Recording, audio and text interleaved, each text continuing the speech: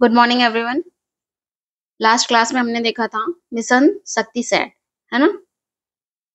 आप क्या पढ़ने वाले हैं आपको स्पष्ट दिख रहा है, तो शुरू करें। आज का अगला टॉपिक क्या है? नया टॉपिक कंटिन्यूएशन में है, ठीक है। Europa clipper mission, Europa clipper mission, इसे नासा ने हाल ही में लॉन्च किया है। इस मिशन को 14 अक्टूबर 2024 को नासा के यूरोपा क्लिपर मिशन का प्रक्षेपण किया गया है। नासा ने इसे लॉन्च किया है। नासा बाय नासा कर लो, इससे अच्छा है।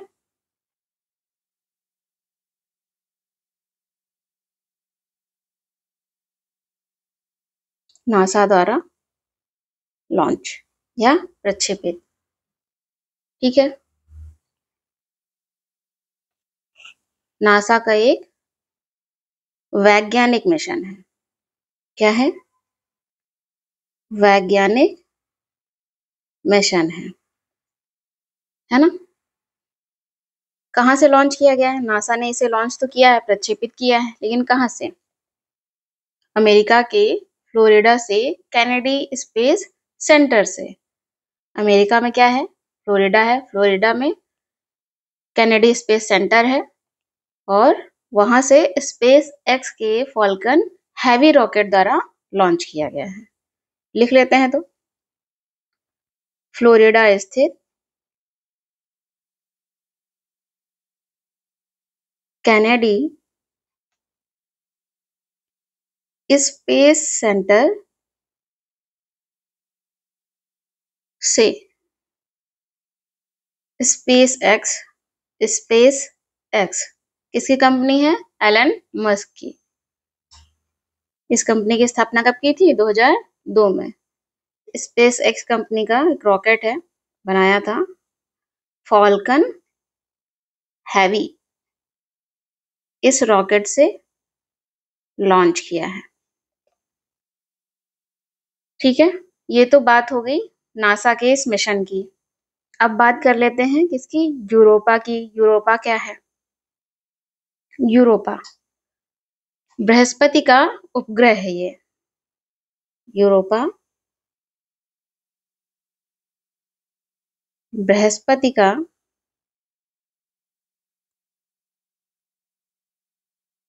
उपग्रह है, जिसका नाम है यूरोपा। और इस उपग्रह के लिए डिजाइन किया गया ये पहला मिशन है। क्या है? पहला मिशन है। क्या कार्य करेगा ये मिशन? यूरोपा ग्रह पर जाकर क्या कार्य करेगा? जो भेजा जा रहा है, भेजा गया है, ये पृथ्वी के बाहर किसी महासागरीय दुनिया का अध्ययन करने के लिए समर्पित है। ये मिशन क्या करने के लिए? महासागरीय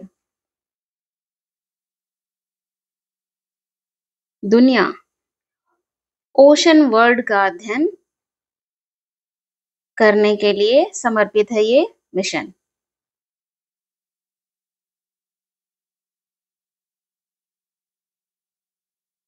ठीक है।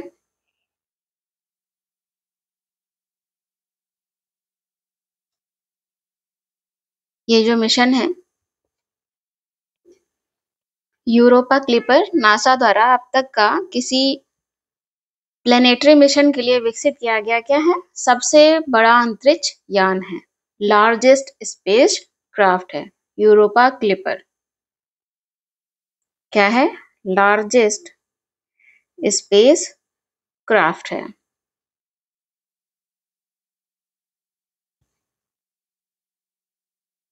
इसका जो मुख्य मिशन है कब तक समाप्त होगा? वर्ष 2034 में समाप्त होगा। जैसा कि आपने जाना, यूरोपा क्लिपर जो अंतरिक्ष यान है वो यूरोपा का क्या करेगा, यूरोपा उपग्रह है बृहस्पति का, ठीक है, उसका सर्वेक्षण करेगा, सर्वे करेगा, उसकी सतह के नीचे की जो सतह है उसकी रिसर्च करेगा कि जीवन के लिए अनुकूल है या नहीं है। जैसा कि सबसे महत्वपूर्ण इसमें बात लिखी हुई है कि महासागरीय दुनिया का वहां पर उस उपग्रह पर महासागरीय दुनिया का अध्ययन करेगा, ठीक है। और ये इस बात के वहां पर मजबूत प्रमाण है कि यूरोपा की जो बर्फीली परत है के नीचे तरल जल से युक्त महासागर स्थित है। लिख लेते हैं थोड़ा सा, मजबूत प्रमाण है किस बात के, कि यूरोपा की बर्फीली परत के नीचे तरल जल से युक्त क्या है, महासागर स्थित है। इसी की रिसर्च करने के लिए इसे भेजा है नासा ने। यूरोपा जो उपग्रह है, अच्छा हम इसके बारे में जान रहे थे, और फिर चलिए स्पेशली इसी को ही जान लेते हैं। यूरोपा क्या है, बृहस्पति का उपग्रह है, ठीक है। इसकी खोज किसने की थी, यूरोपा उपग्रह को किसने खोजा था, गैलीलियो गैलीली ने, गैलीलियो गैलीली ने खोजा था। कब, वर्ष 1610 में। कब खोजा था, 1610 में। यूरोपा का जो आकार है वो पृथ्वी के चंद्रमा के आकार का लगभग 90% है, या आप कह सकते हो लगभग बराबर है ना, पूरी तरह नहीं, लगभग। तो आप लिख सकते हैं आकार कैसा है, पृथ्वी के चंद्रमा के आकार का लगभग 90% है। यूरोपा मुख्य रूप से सिलिकेट चट्टान से बना हुआ है। यूरोपा एक ग्रह है, उपग्रह है, सॉरी, तो इसका ध्यान रखिएगा। और वहां पर हिम परत बहुत बड़ी मात्रा में विद्यमान है। वहां पर जो वायुमंडल है यूरोपा उपग्रह पर वो बहुत पतला है, जो मुख्यतः ऑक्सीजन से निर्मित है, ठीक है। और ये जो यूरोपा क्लिपर अंतरिक्ष यान है, ये एक रोबोटिक सौर ऊर्जा चालित अंतरिक्ष यान है। इसे भी लिखना चाहेंगे, लिख लीजिए नोट करके। यूरोपा क्लिपर एक रोबोटिक सौर ऊर्जा चालित, सूर्य की ऊर्जा से चलने वाला सौर ऊर्जा चालित अंतरिक्ष यान है, ठीक है। और ये अंतरिक्ष यान कितना बड़ा है, लगभग एक बास्केटबॉल कोर्ट के आकार के समान है। एक बास्केटबॉल कोर्ट के आकार के समान है, ठीक है। ज्यादा कुछ नहीं है, याद हो जाएगा आसानी से। अगला टॉपिक देखिए। अगला टॉपिक है भारतीय अंतरिक्ष स्टेशन। भारतीय अंतरिक्ष स्टेशन, BAS, है ना। तो भारतीय अंतरिक्ष स्टेशन की पहली इकाई, अंतरिक्ष स्टेशन के निर्माण की जो पहली इकाई है उसकी स्वीकृति प्रदान कर दी गई है। कब, 18 सितंबर 2024 को। सबसे पहले भारतीय अंतरिक्ष स्टेशन की पहली इकाई फर्स्ट यूनिट के निर्माण की स्वीकृति प्रदान की गई। ठीक है, कब? 18 सितंबर 2024 को बाय पीएम बाय प्रधानमंत्री नरेंद्र मोदी की अध्यक्षता में केंद्रीय मंत्रिमंडल ने, ठीक है, कि लिख लीजिए, कई बार कंफ्यूज हो जाते हैं आप। अध्यक्षता में केंद्रीय मंत्रिमंडल ने अनुमति दी। ठीक है, गगनयान कार्यक्रम के दायरे में विस्तार के माध्यम से क्या हुआ? भारतीय अंतरिक्ष स्टेशन की स्थापना को मंजूरी प्रदान की गई है। भारतीय अंतरिक्ष स्टेशन का पहला मॉड्यूल का विकास किया जाएगा इसके तहत, BAS-1। ठीक है, और ये जो भारतीय अंतरिक्ष स्टेशन है ना, प्रथम मॉड्यूल कब भेजा जाएगा या प्रस्तावित है? प्रथम मॉड्यूल प्रक्षेपण प्रस्तावित कब है? वर्ष 2028 में पहला मॉड्यूल भेजा जाएगा, या पहला हिस्सा, पहली यूनिट भेजी जाएगी भारतीय अंतरिक्ष स्टेशन की। ठीक है, और 2035 तक, कब तक? 2035 तक, वर्ष 2035 तक जो अंतरिक्ष स्टेशन है, भारतीय अंतरिक्ष स्टेशन है, ये क्या हो जाएगा? ऑपरेशनल हो जाएगा, ऐसा लक्ष्य रखा गया है। ठीक है,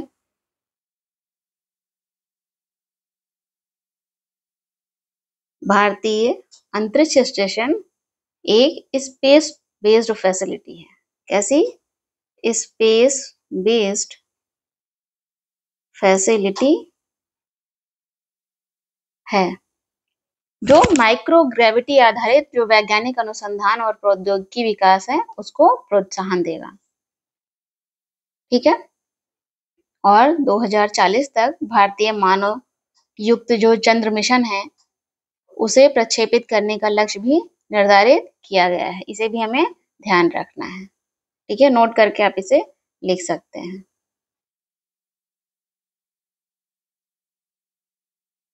नोट, वर्ष 2040 तक क्या करना है? भारतीय मानव युक्त चंद्र मिशन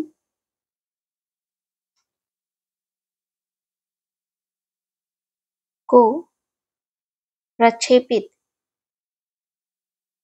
करने का लक्ष्य निर्धारित किया गया है। ठीक है, प्रक्षेपित ऐसा शब्द कहीं लिखा हो तो घबराना नहीं है ना। भारतीय मानव युक्त मतलब मानव चंद्रमा पर उतारा जाएगा। ठीक है, इसकी बात कही जा रही है, तो 2040 तक ये लक्ष्य रखा गया है। ओके, आगे बढ़ते हैं।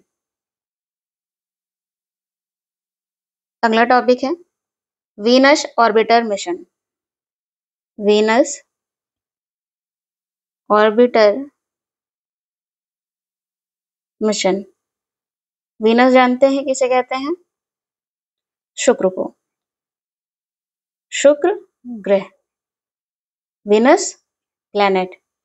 जब कभी ऑर्बिटर मिशन लिख कर आए तो जैसे ये क्या है? शुक्र ग्रह है, तो शुक्र ग्रह की जो कक्षा है ये, इस कक्षा में घूमते रहना, दैट इज कोई उपग्रह यहाँ भेजा गया, ठीक है, वो इस कक्षा में घूमता रहे, शुक्र ग्रह की कक्षा में घूमता रहे और शुक्र का क्या करता रहे? अवलोकन करता रहिए। जिस जानकारी को प्राप्त करने के लिए भेजा गया है उस जानकारी को प्राप्त करे और भेज दे, that is orbiter mission. Orbit में, कक्षा में घूमना, दैट इज ऑर्बिटर मिशन। ठीक है, चलिए, तो ये तो हुई बेसिक बात।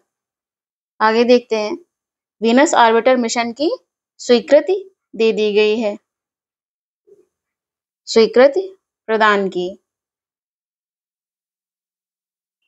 शॉर्ट फॉर्म क्या होगा? VOM। कब प्रदान की है?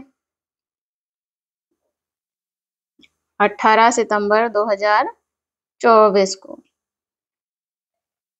कैसे? प्रधानमंत्री मोदी की अध्यक्षता में केंद्रीय मंत्रिमंडल ने वीनस ऑर्बिटर मिशन की स्वीकृति प्रदान की है। किस लिए लॉन्च किया गया है? वैज्ञानिक अन्वेषण के लिए ये मिशन शुरू किया गया है। वैज्ञानिक अन्वेषण के लिए, ठीक है। हेतु, किया नहीं गया, किया जाएगा, लॉन्च किया जाएगा, भारत करेगा। ठीक है, क्या उद्देश्य है इस मिशन को लॉन्च करने के? क्या जानना है शुक्र के बारे में? जो शुक्र ग्रह है, पृथ्वी के सबसे निकट ये ग्रह है। कौन सा? शुक्र। शुक्र के बारे में क्या जानते हैं आप? कुछ तो जानते होंगे। ठीक है, जानते हैं तो ध्यान रखिए, नहीं जानते हैं तो याद कर लीजिए। उद्देश्य क्या है? शुक्र ग्रह के वायुमंडल, शुक्र ग्रह का जो वायुमंडल है और भूविज्ञान, इसकी बेहतर समझ का विकास करना, उसके वायुमंडल को जानना और भूविज्ञान को जानना। ठीक है, और सघन वायुमंडल, जो ये वायुमंडल है उसमें भी सघन वायुमंडल की जांच करके बड़ी मात्रा में वैज्ञानिक डेटा उत्पन्न करना, बड़ी मात्रा में वैज्ञानिक डेटा उत्पन्न करना। इसके साथ ही वायुमंडल पर, शुक्र ग्रह का जो वायुमंडल है उस पर सूर्य के प्रभाव का पता लगाना। शुक्र ग्रह के वायुमंडल पर सूर्य के प्रभाव का पता लगाना, ये उद्देश्य है। ठीक है, और कब भेजा जाएगा ये? प्रक्षेपण वर्ष क्या है?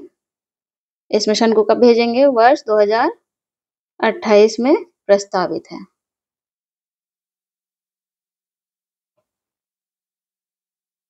तब भेजेंगे। शुक्र ग्रह के लिए और भी कई मिशन भेजे जा चुके हैं। भारत का भेजेगा 2028 में, ये मिशन प्रस्तावित है। और इसके प्रक्षेपण का जो उत्तरदायित्व है वो किसके पास है? इसरो के पास। इसरो पर होगा इसका विकास करना और उसका प्रक्षेपित करना। ठीक है,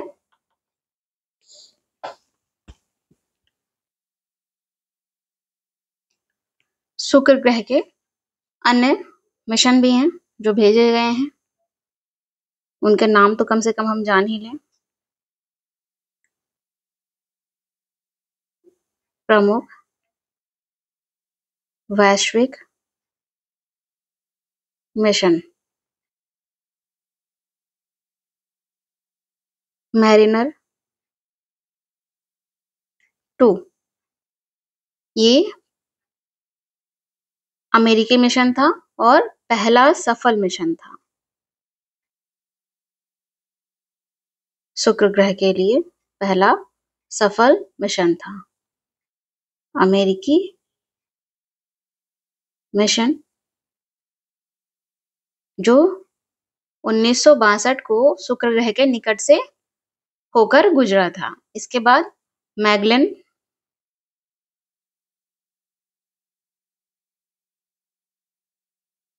ये भी नासा द्वारा भेजा गया मिशन है शुक्र ग्रह के लिए।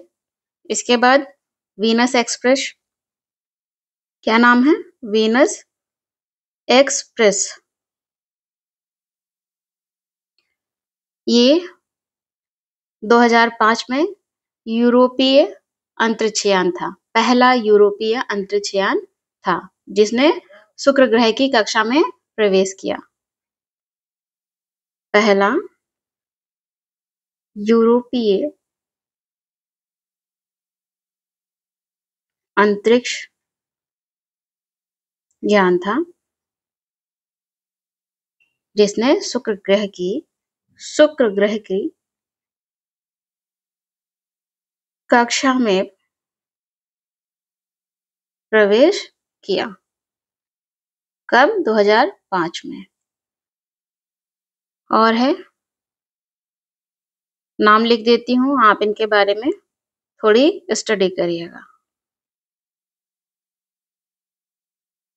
वर्टस, ठीक है, ये नासा का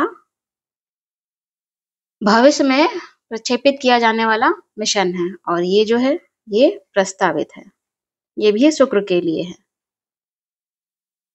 और ये भविष्य का मिशन है, तो ये भी क्या हुआ? एक तरह से प्रस्तावित ही हुआ, भविष्य का मिशन है। आगे बढ़ते हैं, अगला टॉपिक है अगली पीढ़ी का उपग्रह प्रक्षेपण यान। अगली पीढ़ी का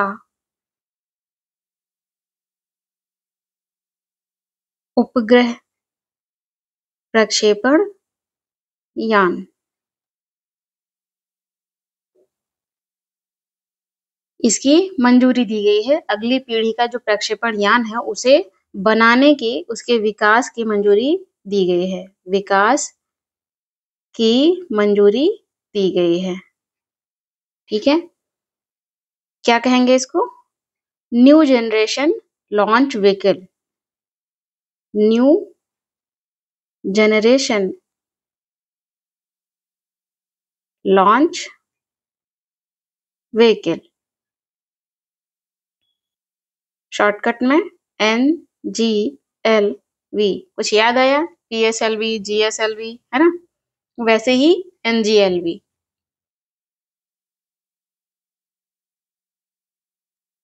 इसका पेलोड कितना होगा?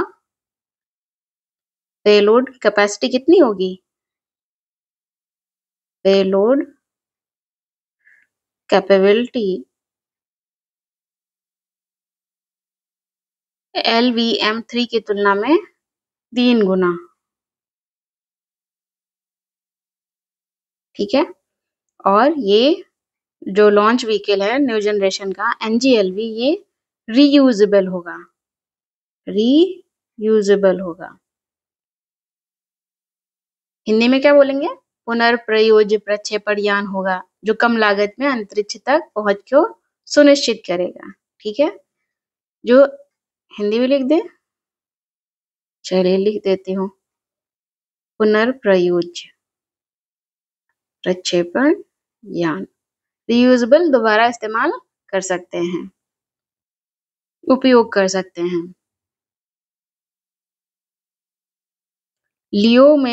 लियो जानते हैं, लो अर्थ ऑर्बिट, पृथ्वी की जो निम्न कक्षा होती है उसमें अधिकतम 30 टन तक जो पेलोड है वो स्थापित करने में सक्षम है। कितना?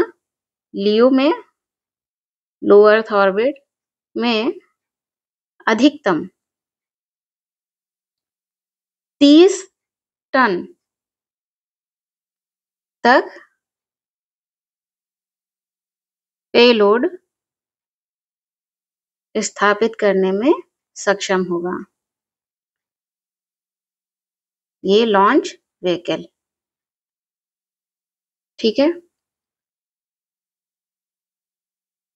वर्तमान में भारत के जो 10 टन तक वजनी उपग्रह हैं उनको लियो में प्रक्षेपित करने में सक्षम जितने भी प्रक्षेपण यान हैं उसमें हमने आत्मनिर्भरता प्राप्त कर ली है, ठीक है।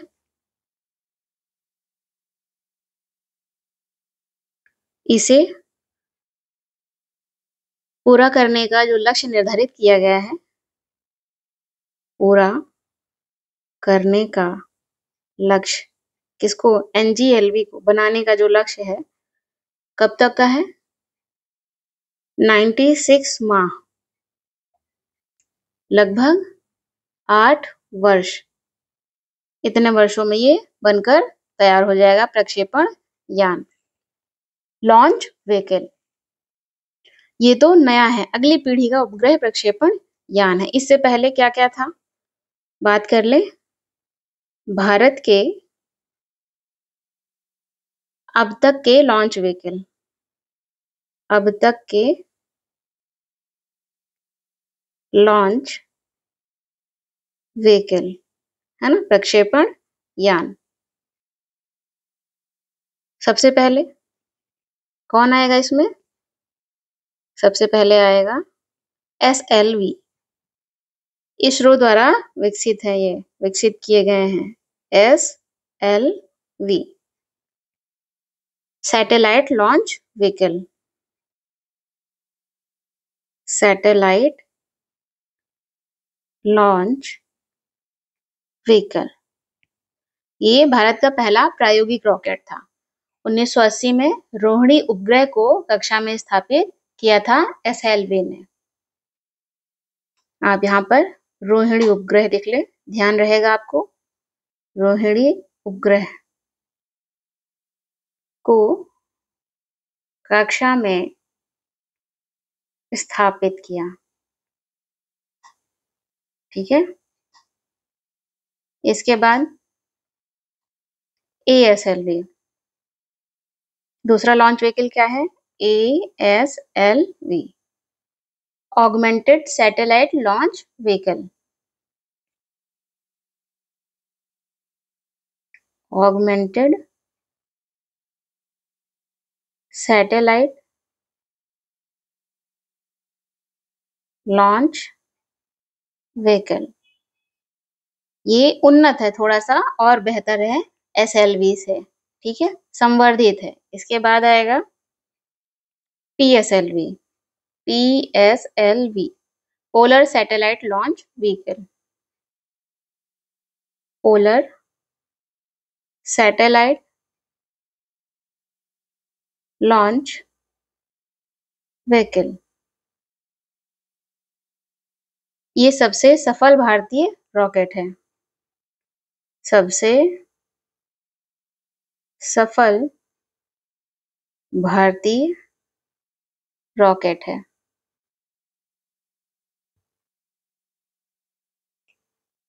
इससे मंगलयान और चंद्रयान-1, मंगलयान और चंद्रयान-1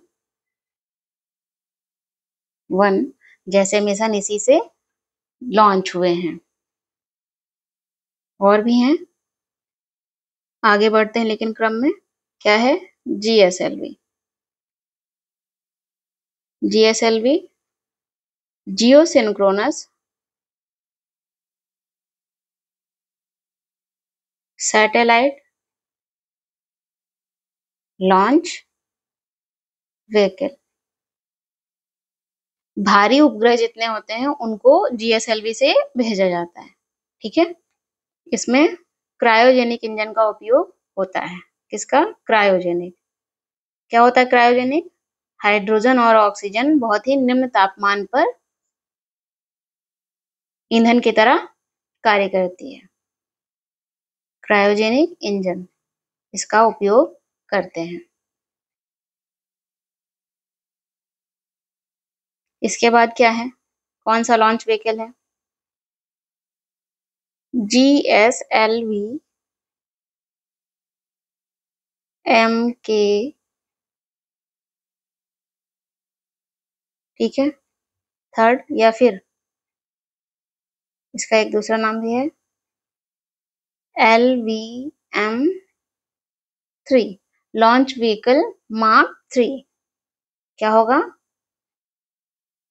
नाम कुछ बदला था तो उसे हम कर लेते हैं। लॉन्च व्हीकल, GSLV आप जानते ही हैं, ये मार्क है और ये 3, ठीक है। लॉन्च व्हीकल मार्क 3, ये भारत का सबसे क्या है, शक्तिशाली लॉन्च व्हीकल है। भारत का सबसे शक्तिशाली लॉन्च व्हीकल। इससे चंद्रयान 2, चंद्रयान 3 भेजे गए हैं। लिख लीजिए, चंद्रयान 2, चंद्रयान 3। इसे फैट बॉय भी कहा जाता है। अगला लॉन्च व्हीकल कौन सा है? SSLV, पढ़ा होगा आपने पेपर में, है ना? क्या है इसका full form? Small satellite launch vehicle. ये सिर्फ लॉन्च करने वाले व्हीकल हैं, इतने सारे। ये क्या है? नया है और छोटे रॉकेट्स, छोटा रॉकेट है, छोटे रॉकेट नहीं, छोटा रॉकेट है। छोटे उपग्रहों को सस्ते और तेजी से लॉन्च करने के लिए बनाया गया है। छोटे उपग्रहों को सस्ते और तेजी से लॉन्च करने के लिए, भेजने के लिए, प्रक्षेपित करने के लिए, लॉन्च करने के लिए बनाया गया। पहली उड़ान कब हुई? 2022 में, ठीक है।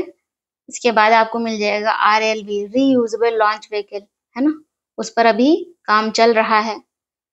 और अभी आपने जाना NGLV, new generation launch vehicle की मंजूरी दे दी गई है, ठीक है।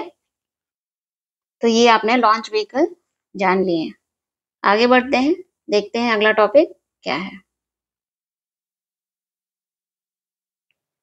ये है अगला टॉपिक।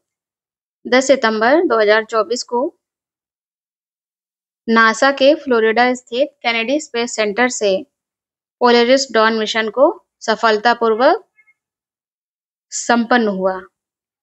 का जो प्रक्षेपण है वो सफलतापूर्वक संपन्न हुआ। ये नासा नासा अमेरिका की स्पेस एजेंसी है। नासा के फ्लोरिडा स्थित, कहाँ से? कैनेडी स्पेस सेंटर से प्रक्षेपण किया गया, ठीक है। किससे? ये तो कहाँ से किया गया, किससे? स्पेस एक्स कंपनी है एलन मस्क की, स्पेस एक्स के फॉल्कन 9 रॉकेट द्वारा, फॉल्कन 9 रॉकेट द्वारा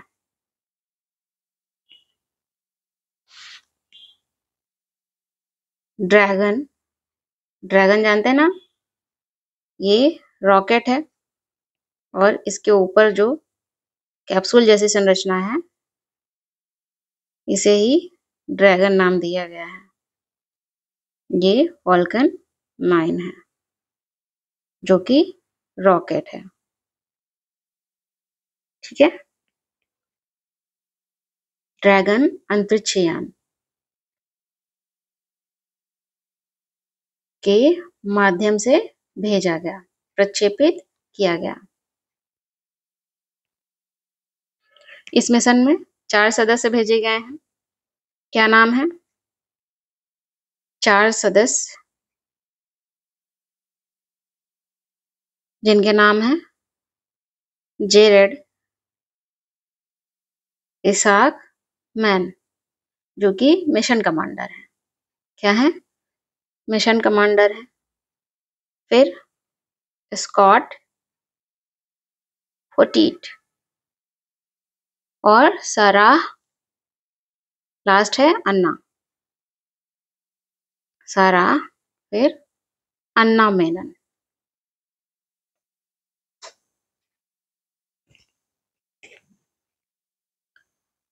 इस मिशन के दौरान अंतरिक्ष यात्रियों द्वारा पहली व्यावसायिक स्पेस वॉक को पूरा किया गया, है ना। नॉन प्रोफेशनल अंतरिक्ष यात्रियों द्वारा की गई ये पहली स्पेस वॉक थी। ठीक है। पोलरिस डॉन मिशन जो है, पोलरिस कार्यक्रम के तहत आयोजित होने वाला 3 मानव अंतरिक्ष उड़ान मिशनों में से पहला मिशन था। और इस कार्यक्रम का जो नामकरण है पोलरिस नामक एक तारामंडल के नाम पर रखा गया है। पोलरिस नामकरण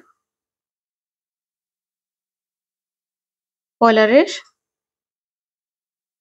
तारामंडल के नाम पर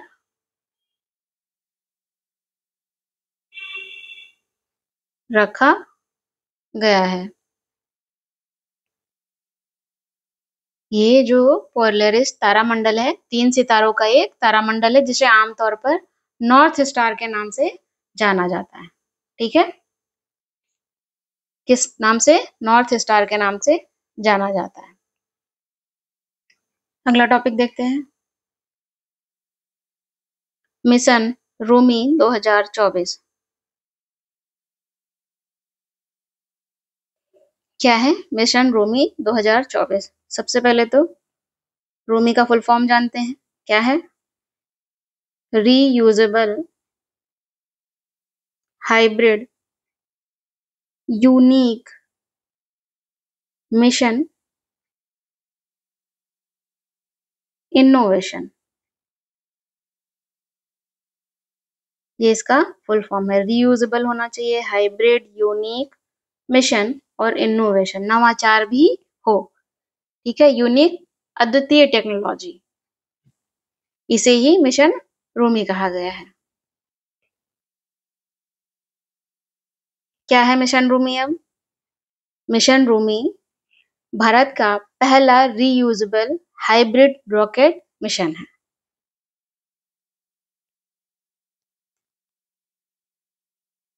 मिशन रूमी भारत का पहला रीयूजेबल हाइब्रिड रॉकेट मिशन। ठीक है।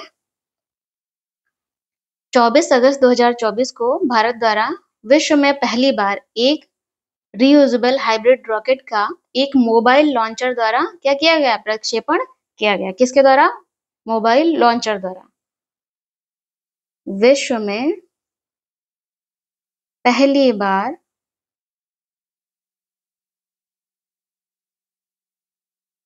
मोबाइल लॉन्चर द्वारा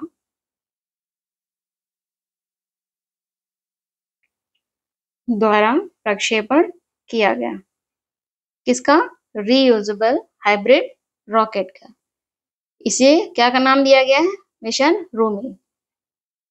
कहां से लॉन्च किया है? लॉन्च किया है तमिलनाडु के का एक तटीय गांव है। तटीय गांव, कोस्टल विलेज। क्या नाम है उसका? थिरुविंथाई। थिरुविंथाई,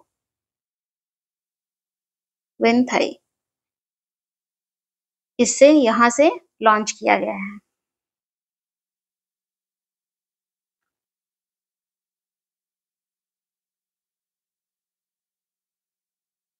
रूमी 1 रॉकेट क्या है? जेनेरिक ईंधन जेनेरिक ईंधन आधारित हाइब्रिड मोटर, कैसी मोटर? हाइब्रिड मोटर और विद्युत चालित पैराशूट से सुसज्जित है। विद्युत चालित पैराशूट से सुसज्जित है या लैस है। ये जो उपग्रह है ग्लोबल वार्मिंग, क्लाइमेट चेंज पर रिसर्च करने के उद्देश्य से डेटा एकत्र करेगा। रूमी मिशन के तहत रूमी 1 एक पर्यावरण अनुकूल रॉकेट है, पूरी तरह से आतिशबाजी और टीएनटी से मुक्त है। लिख लेते हैं, पर्यावरण अनुकूल है, पर्यावरण अनुकूल रॉकेट है और पूरी तरह से क्या है? आतिशबाजी, पायरो टेक्निक्स और टीएनटी क्या होगा? ट्राई नाइट्रो टोलुइन से मुक्त है। ठीक है, इसी के साथ याद होना चाहिए फरवरी 2023 में निजी क्षेत्र द्वारा विकसित भारत का प्रथम हाइब्रिड साउंडिंग रॉकेट को लॉन्च किया गया था। कहाँ से? तमिलनाडु के चेंगलपट्टे जिले में पट्टीपुलम गांव से उसे लॉन्च किया गया था। इस रॉकेट को doctor APJ Abdul Kalam satellite launch vehicle mission 2023 के तहत लॉन्च किया गया था। ठीक है, किसे? भारत के पहले हाइब्रिड साउंडिंग रॉकेट को। ठीक है, आगे देखते हैं क्या है अगला टॉपिक। EOS 08 मिशन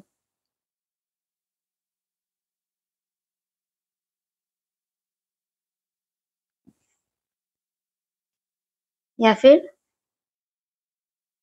ऑब्लिक करके लिख लीजिए SSLV D3। आपने अभी जाना लॉन्च व्हीकल के बारे में जिसमें था ना SSLV small satellite launch vehicle.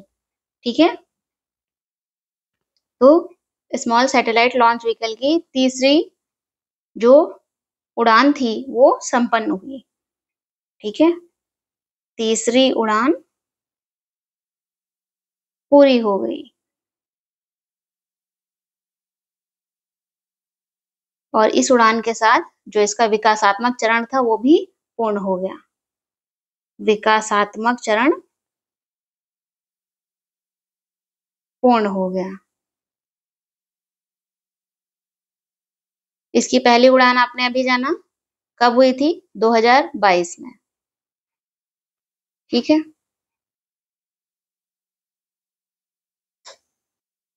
इसे कहां से भेजा गया है? सतीश धवन अंतरिक्ष केंद्र श्रीहरिकोटा से लॉन्च किया गया है। D3 है ना। कहां से भेजा गया? सतीश धवन अंतरिक्ष केंद्र श्री हरिकोटा से लॉन्च। क्या है इसका उद्देश्य? इसका उद्देश्य है अर्थ ऑब्जर्वेशन सैटेलाइट को पृथ्वी की सतह से 475 किलोमीटर की ऊंचाई पर स्थित कक्षा में स्थापित करना। ठीक है, सबसे पहले यहाँ पे हमने जो लिखा था ये क्या है? Earth observation satellite. यही उद्देश्य है इसका, लिख सकते हैं। अर्थ ऑब्जर्वेशन सैटेलाइट को पृथ्वी की सतह से, पूरा ही लिख लेते हैं ना, 475 किलोमीटर की ऊंचाई पर स्थित कक्षा में स्थापित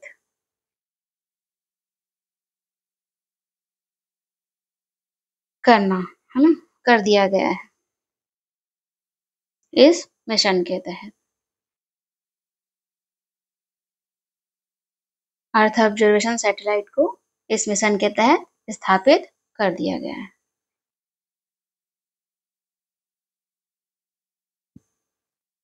अगला टॉपिक देखते हैं क्या है। एल कैपिटन नाम पर मत जाइए। विश्व का द्रुततम सुपर कंप्यूटर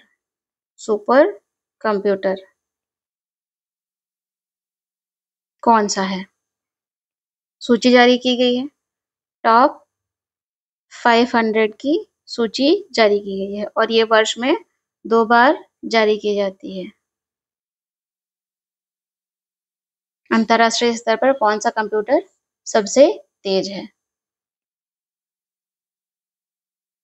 और किस बेंचमार्क के आधार पर? लिन, ये नाम है, आप इसे LIN, लिनपैक benchmark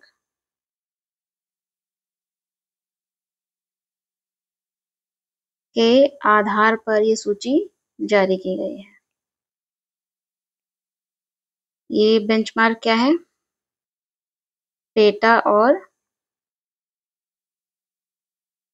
PETA flops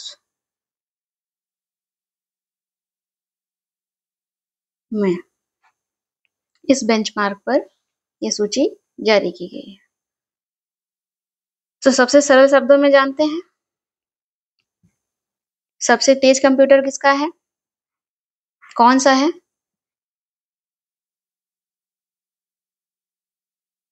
super computer, है ना, सुपर कंप्यूटर। कहाँ का? विश्व का। क्या नाम है उसका? एल कैपिटन। किसका है? अमेरिका का। तो ये सबसे तेज हुआ। इसके बाद फ्रंटियर, ये भी अमेरिका का कंप्यूटर है। फिर अरोरा, ये भी अमेरिका का कंप्यूटर है, सुपर कंप्यूटर। ठीक है। बात करें भारत की, तो भारत के इस सूची में 6 सुपर कंप्यूटर को स्थान मिला है। सुपर कंप्यूटर को स्थान मिला है। कौन से हैं?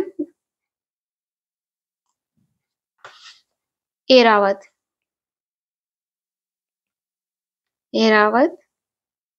PSAI, ये भारत का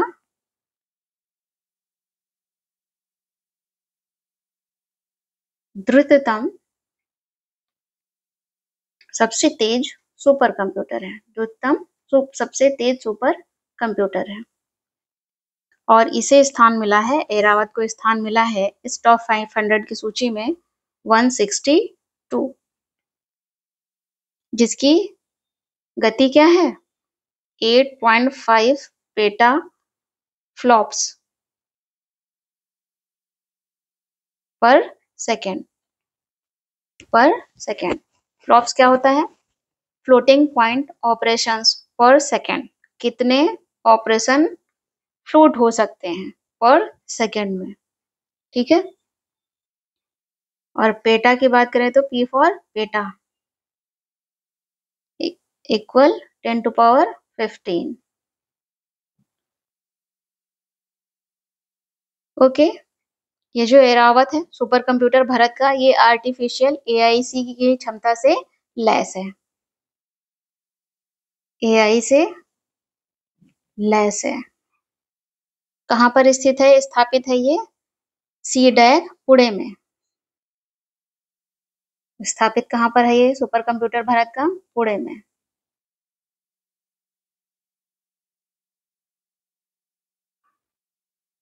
ठीक है। इसके अलावा भारत का अर्का सुपर कंप्यूटर जिसको स्थान मिला है टॉप 500 की सूची में 220।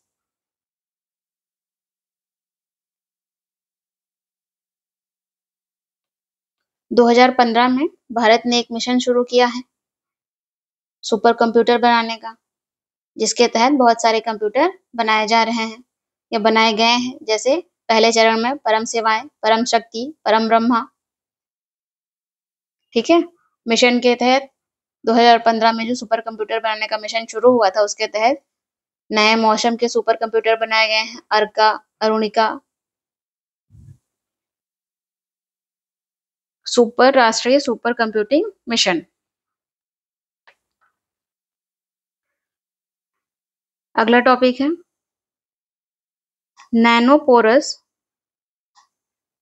मल्टीलेयर्ड पॉलीमेरिक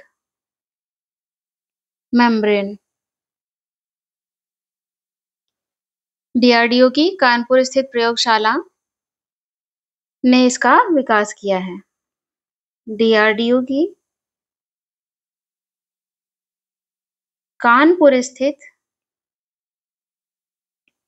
प्रयोगशाला ने विकास किया है। ठीक है। क्या है ये? वास्तव में रिवर्स ऑस्मोसिस पर आधारित एक फिल्ट्रेशन मेम्ब्रेन है। रिवर्स ऑस्मोसिस पर आधारित क्या है? एक फिल्ट्रेशन मेम्ब्रेन है।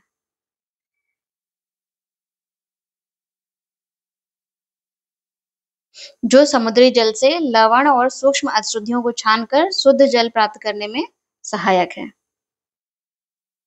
जो समुद्री जल से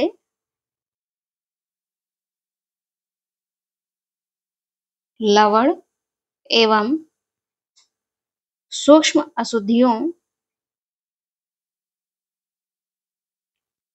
को छानकर शुद्ध जल प्राप्त करने में सहायक है। प्राप्त करने में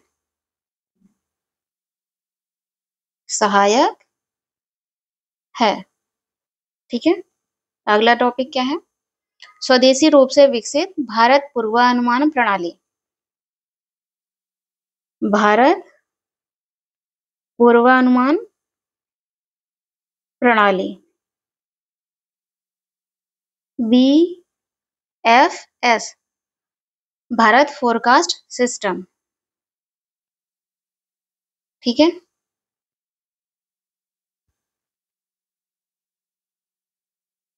ये जो प्रणाली है स्वदेशी रूप से विकसित की गई है ना?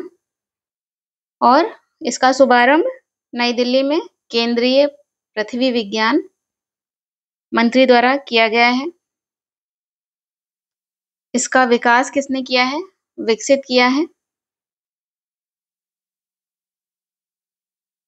IITM भारतीय उष्णकटिबंधीय मौसम विज्ञान संस्थान ने इसे विकसित किया है।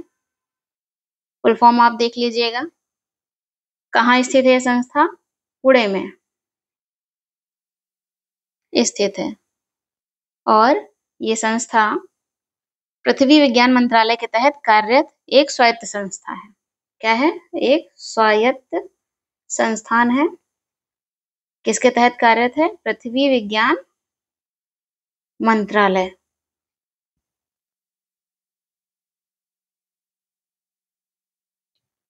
हाई रेजोल्यूशन मौसम पूर्वानुमान प्रणाली है, नवीनतम।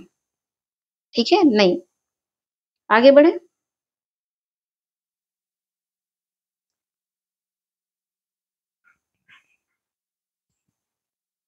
Quantum computer. क्वांटम कंप्यूटर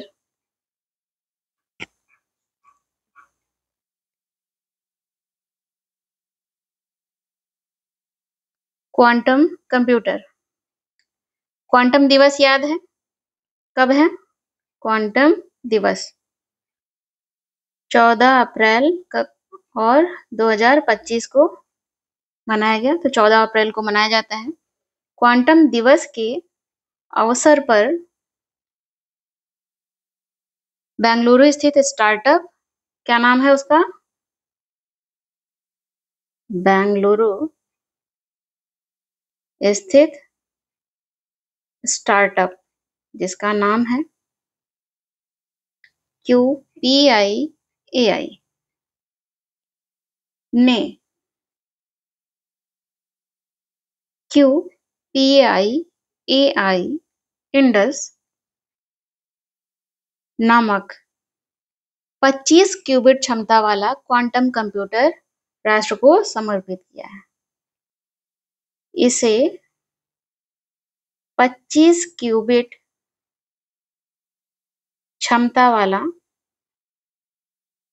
ये क्या है? 25 क्यूबिट क्षमता वाला क्वांटम कंप्यूटर राष्ट्र को समर्पित किया।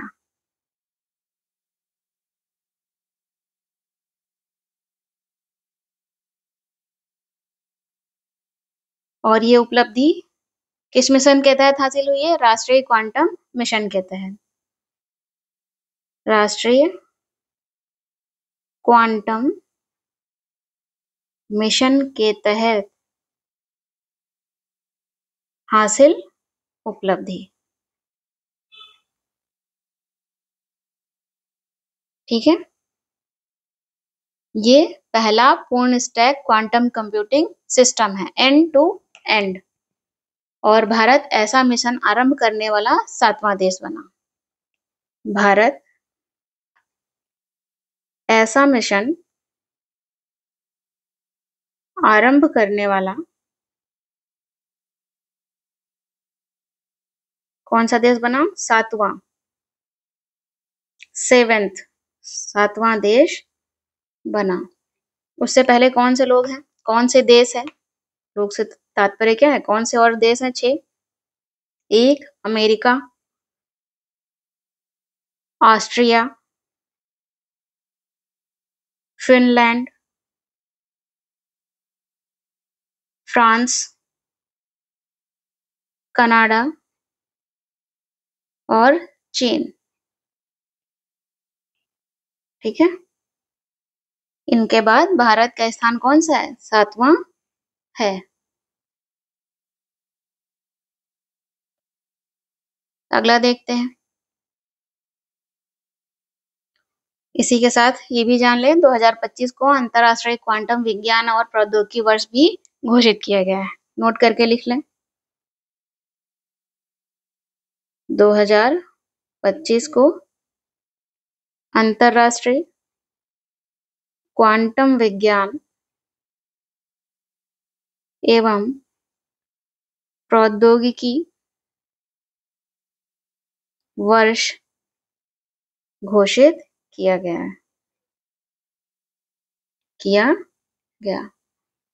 क्यूबिट जानते हैं? क्वांटम कंप्यूटिंग में एक विशेष प्रकार की इकाई है क्यूबिट, इसका उपयोग होता है। क्यूबिट जिसका प्रयोग सूचना को संग्रहित और प्रोसेस करने के लिए किया जाता है। क्यूबिट एक ही समय में 0 और 1, क्यूबिट एक ही समय में 0 और 1 दोनों हो सकते हैं, दोनों हो सकते हैं, जिसके कारण क्या है? एक ही समय पर एक साथ दोनों अवस्थाओं को क्या करेंगे? जितने भी संभावित आंकड़े हैं या प्रोसेस करने के तरीके हैं उन्हें प्रोसेस कर लेगा। तो अधिकतम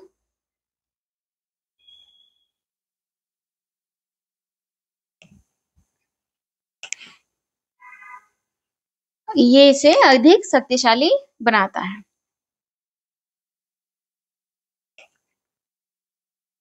अगला टॉपिक, भारत का 25वां परमाणु ऊर्जा संयंत्र, कौन सा? 25वां।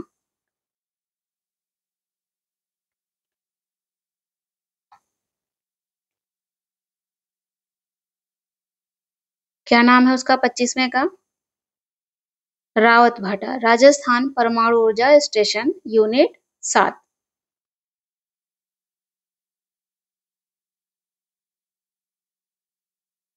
राजस्थान परमाणु ऊर्जा स्टेशन की यूनिट 7 को ग्रिड से जोड़ दिया गया है। और ये कहाँ है?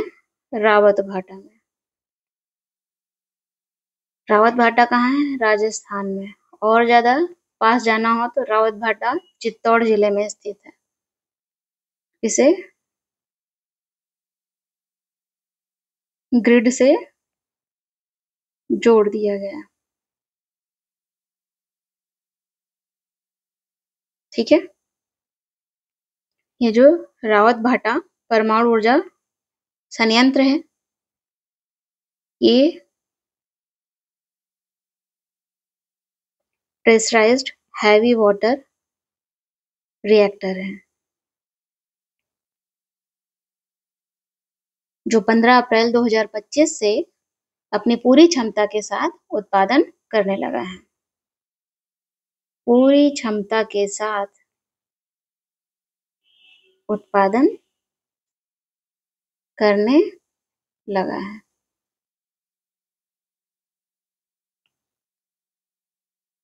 मेजराना 1, ये क्या है? विश्व की पहली क्वांटम चिप। कौन सी चिप? Quantum chip. किसने विकसित किया है? माइक्रोसॉफ्ट।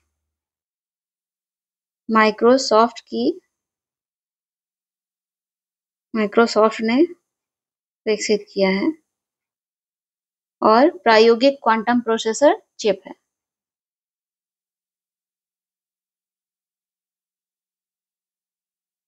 ठीक है। मेजराना 1 में वर्तमान में 8 क्यूबिट्स वाला चिप प्रोटोटाइप है। कितने? 8 क्यूबिट वाला।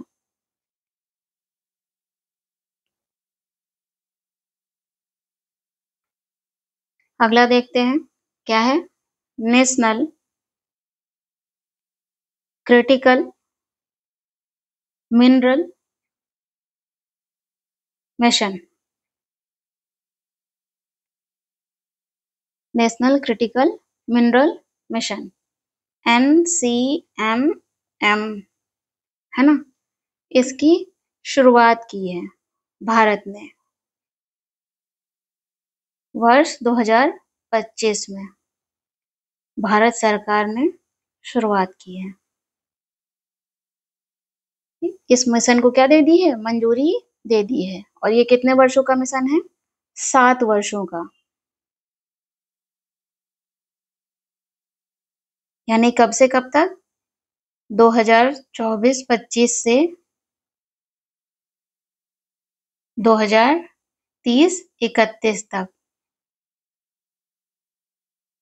ठीक है। क्रिटिकल मिनरल कौन से होते हैं? दुर्लभ तत्व जो ईवी में सबसे ज्यादा उपयोग किए जाते हैं। इस मिशन का लक्ष्य क्या है? ये मिशन खनिज अन्वेषण करेगा, है ना। खनन, संवर्धन, प्रसंस्करण, प्रोसेस से लेकर उपयोग के बाद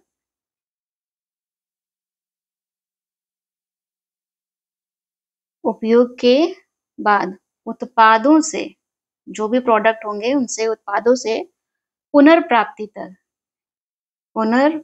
दोबारा प्राप्त करने तक सभी चरणों को इसमें शामिल किया जाएगा। सभी चरणों को क्या करता है? शामिल करता है।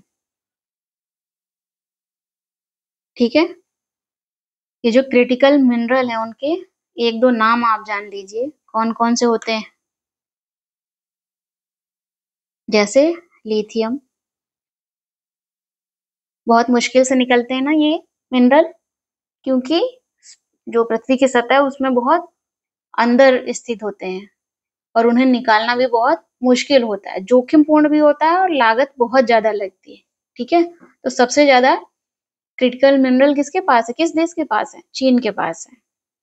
ठीक है, लिथियम है, कोबाल्ट है,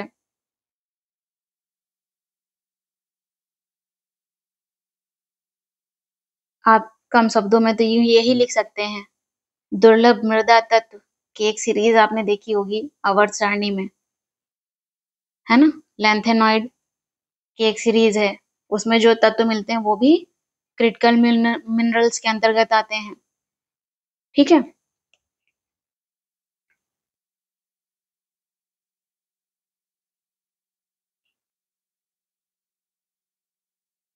इन मिनरल्स का उपयोग किस में करेंगे, क्यों बनाया गया ये मिश्रण?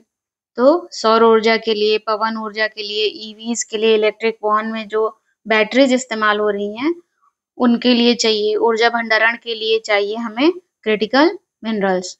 ये सारे यूज हैं इनके। नेक्स्ट टॉपिक क्या है? भारत का हरित इस्पात वर्गीकरण। भारत का हरित इस्पात वर्गीकरण इंग्लिश में क्या होगा? India's green steel taxonomy. Taxonomy, इसका अनावरण किया गया है।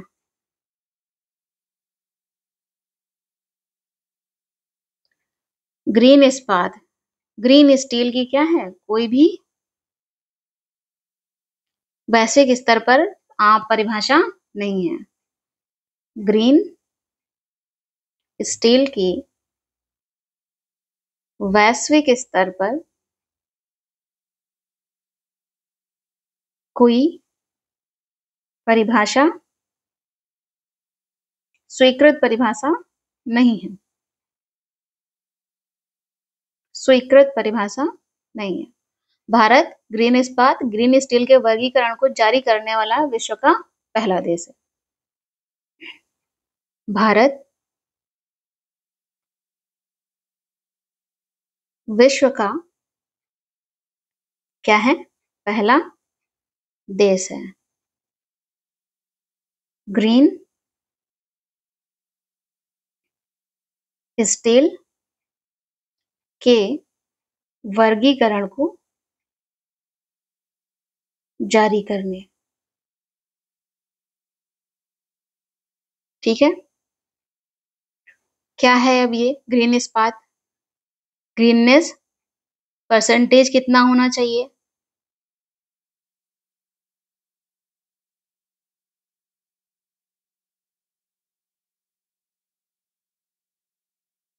इसे ग्रीननेस प्रतिशत में परिभाषित किया गया है।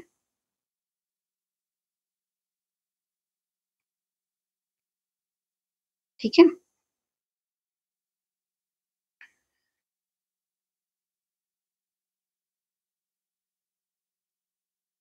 आगे चलते हैं।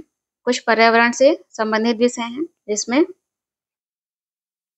भारत के नए रामसर स्थल, नए रामसर स्थल घोषित किए गए हैं। कौन कौन से? पहले तो 2 घोषित किए गए हैं, या 2 को शामिल किया गया है ना? क्या नाम है उनका? खीचन और मैनार। आर्द्रभूमि, खीचन, आर्द्रभूमि। ठीक है, कहाँ स्थित है ये दोनों? राजस्थान में, दोनों ही राजस्थान में है। आर्द्रभूमि रामसर साइट घोषित किया गया है, और इन दोनों को घोषित करने के बाद भारत में कितने रामसर साइट्स हो गए हैं, आर्द्रभूमि हो गई हैं? कुल संख्या हो गई है 91। कितने? 91।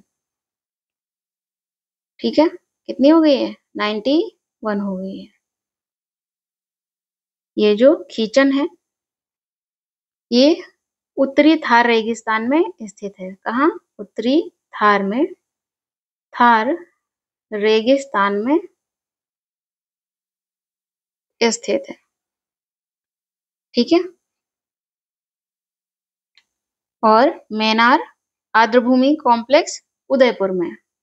कहाँ? उदयपुर में स्थित है। उदयपुर जिला है, वहां पर है मेनार गांव। इसे मेनार आर्द्रभूमि कॉम्प्लेक्स को बर्ड विलेज भी कहते हैं। क्या कहते हैं? बर्ड विलेज भी कहते हैं, है ना। आर्द्रभूमि दिवस कब मनाते हैं? आर्द्रभूमि दिवस 2 फरवरी को। कब मनाते हैं? 2 फरवरी को, ध्यान रखिएगा। बात कर लेते हैं नए रामसर स्थल। क्या नाम है? रामसर स्थल। ये जो रामसर स्थल है, रामसर, ये 1971 में ईरान में एक शहर है रामसर। कहाँ? ईरान में 1971 में ईरान में एक शहर है, ईरान के रामसर शहर में रामसर कन्वेंशन हुआ था, जहां समझौता हुआ, है ना, अंतरराष्ट्रीय समझौता हुआ। ये क्या है? एक अंतरराष्ट्रीय समझौता है। किसके लिए? आर्द्रभूमि के संरक्षण के लिए। किसके लिए? आर्द्रभूमि के संरक्षण के लिए। भारत इसमें कब शामिल हुआ? भारत इसमें शामिल हुआ 1982 में। 1982 में शामिल हुआ। ठीक है, सबसे पहले किसे, भारत के कौन से स्थल थे जिनको रामसर का दर्जा दिया गया?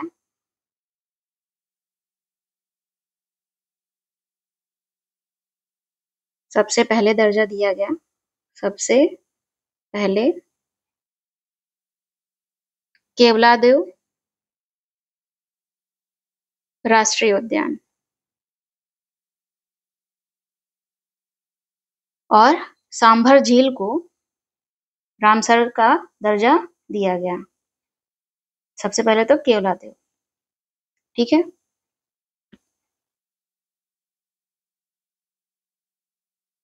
आर्द्रभूमि क्या होती है? आर्द्रभूमि जो दलदली क्षेत्र होते हैं या जल वाले जो क्षेत्र होते हैं जिसमें जल भरा रहता है, शुष्क प्रदेश, है ना, तालाब, झरने, झील के आसपास की जो भूमि होती है वो क्या है? आर्द्रभूमि के अंतर्गत आएगी। या फिर मैंग्रोव जो क्षेत्र होते हैं उसके आसपास का जो क्षेत्र होता है जिसमें पानी और मिट्टी क्या होता है? दलदली नुमा जो स्थिति होती है उसे ही आर्द्रभूमि कहते हैं। ठीक है, वर्तमान में भारत के संदर्भ में देखें तो तमिलनाडु में रामसर स्थलों की संख्या क्या है? सर्वाधिक है। नोट करके लिख लें आप। वर्तमान में तमिलनाडु में रामसर स्थलों की संख्या क्या है? सर्वाधिक है। कितनी है? अगर भारत के संदर्भ से देखें तो 20। कितनी है? 20। इसके बाद आप इस तरह से कर सकते हैं, तमिलनाडु में कितनी है? 20 है। इसके बाद किसका स्थान है? यूपी का, उत्तर प्रदेश। यहाँ पर कितने रामसर स्थल हैं? 10। तो यूपी का स्थान कौन सा हो गया? दूसरा। सबसे ज्यादा तमिलनाडु में और उसके बाद उत्तर प्रदेश में। ओके, इसी के साथ क्लास को समाप्त करती हूँ।